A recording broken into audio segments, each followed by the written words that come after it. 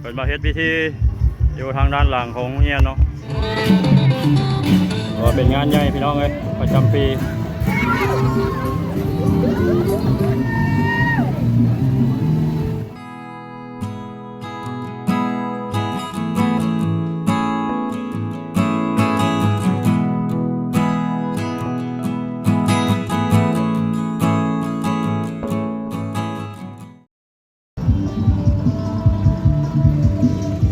สบายดีพี่น้องหมดสู่ครูสุคนน้องตอนนี้บาวสอนอยู่ที่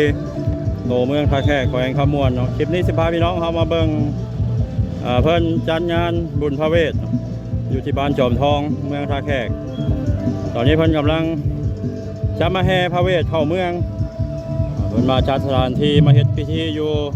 โรงเรียนมัธยมต้นจอมทองเนาะตอนนี้พี่น้องเขากำลังลังไหลกันมาเพื่อมาร่วมทำบุญแล้วก็มาแห่พระเวทเข้าเมืองบุญพระเวทก็เป็น1ใน12ของลาวเฮาเนาะปกติเพิ่นจะจัดขึ้นอยู่ในเดือน4เนาะแต่ว่าอันนี้เพิ่นจัดก่อนพี่น้องแล้วแต่ความสะดวกของบ้านไผบ้านเราเนาะสบายดีโอ้มาเจออายใหญ่มานี่ฮะเจ้ามาหัวหมุดน้ำเพิ่นบ่บุญพระเวทเนาะมาปีทะเบียนบ่โอ้งานใหญ่เนาะใหญ่อะไรมีแห่สร้างมางัวควายย้ำบ่เดี๋ยวเข้าไปเบิ่งเนาะว่าบรรยากาศในงานจะเป็นอะไรคึกคืนสำหรับเนาะไปเป็นงานใหญ่อยู่ในเมืองท่าแขกกับว่าแม่นพี่น้องบุญพระเวทเพิ่นจัดทุกๆปีได้ตอนที่เพิ่นหากระแห่มาฮอนมาต้นจอมทองเนาะกำลังจะทำพิธีเชิญพระเวทเข้าเมืองเนาะตามประเพณีตามที่พ้องที่เคยปฏิบัติกันมาอันนี้คือรูปสร้างเป็นมาเฮ็ดพิธีอยู่ทางด้านหลังของเฮียนเนาะโอ้ถือว่าคนหลายพอสมควรเนาะอันนี้เป็นโรงทานเนาะคนขายน้ำ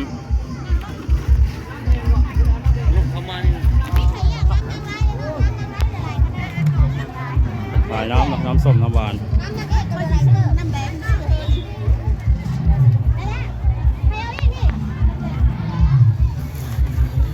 กำลังทำพิธีจังน้อยเนาะจังน้อยเชิญพระเวทเข้าเมืองโอ้คนหลายเลยพี่น้องเตรียมแห่เนาะเป็นทำพิธีอยู่ศาลาโรงเรียนพี่น้องนะโมตัสสะภะคะวะโตนะโมตัสสะภะคะวะโตอะระหะโตเขียนแล้วพี่น้องเขียนสิแห่แล้วบาดนี้พิธีเพิ่นสำเร็จแล้วเนาะ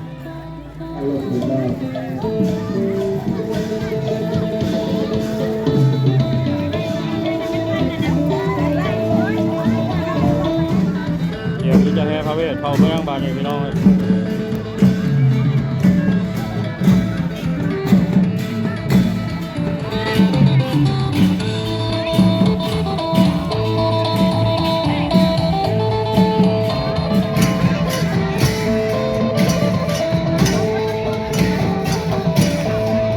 กำลังจะจัดขบวนแห่เนาะแห่ไปทางตัวเมืองก็แหละไปแถววงเวียนรักสองบอกแล้วก็ขึ้นวัดจอมทองก็เป็นงานใหญ่พี่น้องเลยประจำปีของวัดจอมทองมีหลายบ้านบ้านเวียงวิไลบ้านจอมทองจอมเงินโพนสนาม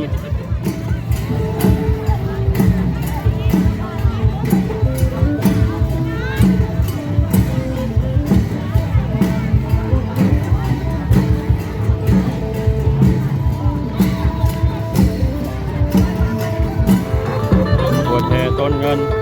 แห่สร้างเนาะแต่ว่าพระเวสสันดรยังบ่เห็นนะพระเวสสันดรกับนางมัททียังบ่เห็นหรือว่าเพิ่นบ่มีบ่เอาสิมาลัดอยู่ทางหน้าเนาะเพิ่นแห่มาทางวงเวียนหลักสองนี่แล้วก็กลับขึ้นบ้านจอมทองดีเพิ่นแห่มาฮอดนี่เนาะฮอดบ่มาแล้ว แล้วขบวนแห่พระเวทเข้าเมืองเราพี่น้องปีนี้วัดจอมทองเฮ็ดปีหน้าอาจจะเป็นวัดอื่นเนาะอาจจะเป็นวัดนาโบบ่หรือว่าวัดอื่นๆนี่ขบวนใหญ่ขนาดไหน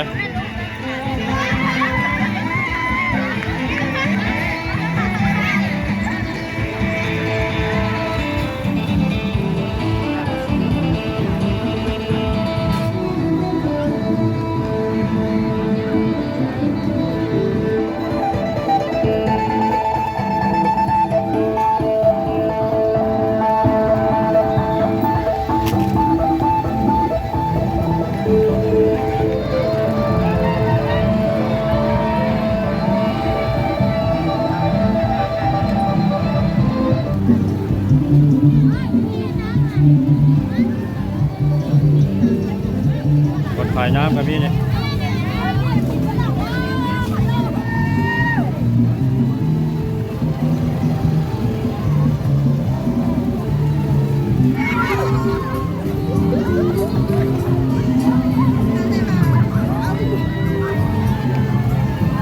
กำลังคึกคืนตอนนี้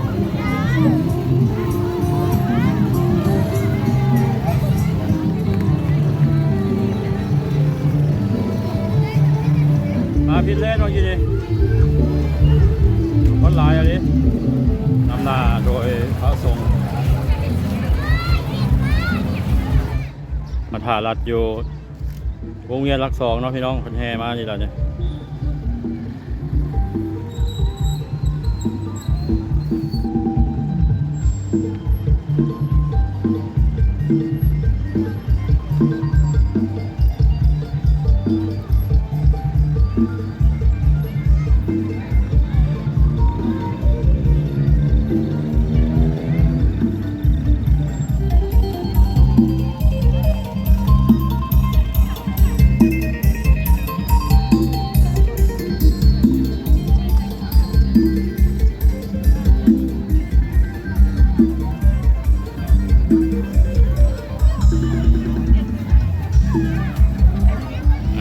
สาวน้อยยกมือใส่แล้ว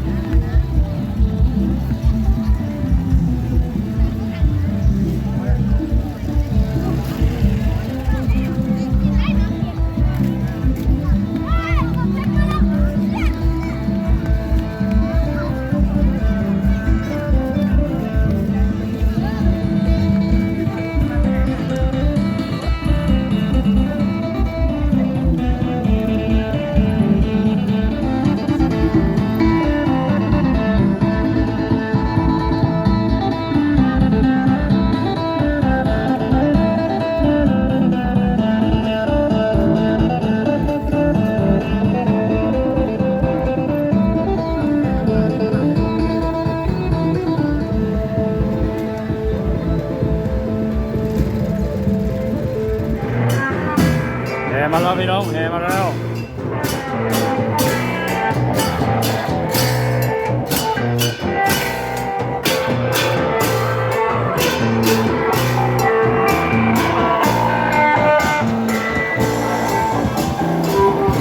มาลาไทยอยู่หน้าวัดจอมทองเนาะพี่น้องขบวนเพิ่นเคลื่อนไปคนละทางบกส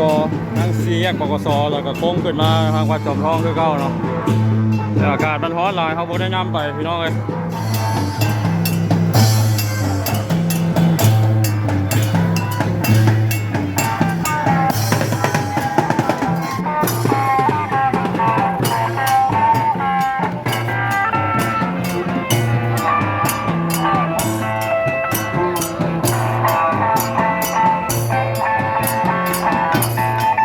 ขบวนใหญ่แห่มาแล้วพี่น้องกำลังจะเคลื่อนเข้าภายในวัดจอมทองเนาะ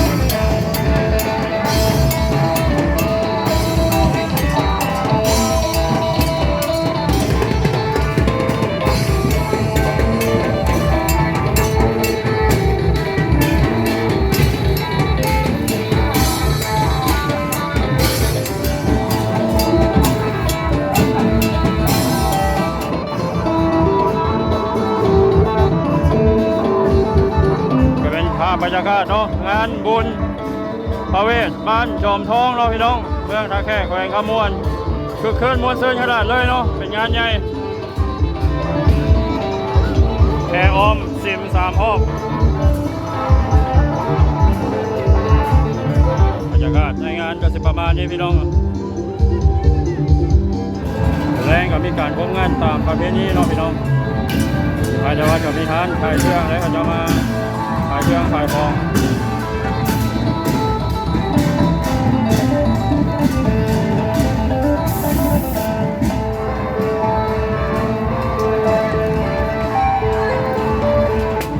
วันนี้บางสอนขอปิดคลิปนี้ไว้ซ้ำนี้ก่อนเนาะพี่น้องคลิปหน้าพบกันใหม่